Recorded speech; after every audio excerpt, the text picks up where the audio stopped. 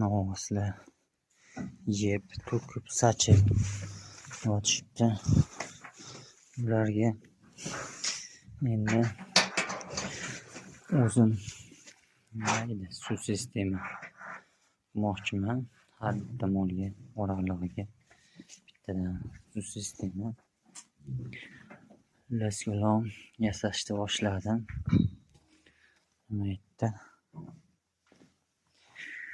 suv sistema. Xo'p, buni shu oxirgi qatiydigan qilib yasayapman. Oxirgi bunday borib qatiydi. Ba'dan suv chiqarmash teshidan mollar bemalol suv ichaveradi. Xudo xohlasa bitganda yana ko'rasizlar.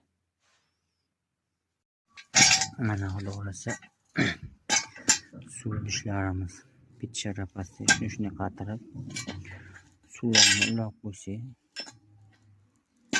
bittasini qatirdim.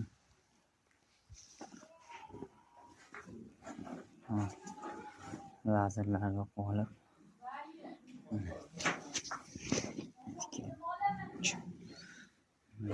bittasini qatirib qo'ydim.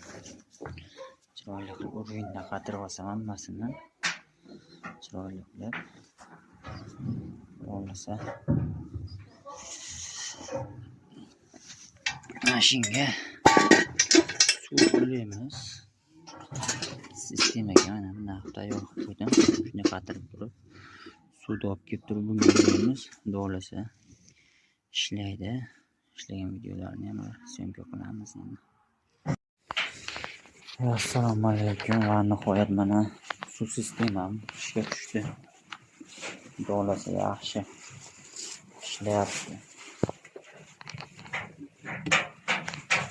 Miyasini bir joylashtirganman. Suv ketadi.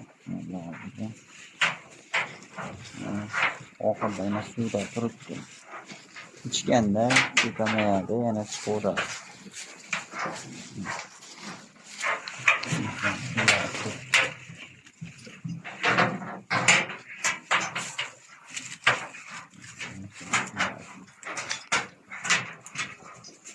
Bo'lsa yaxshi. Bütün baylari bor ekan, berib qo'ydim. Qarsillab yeyishyapti.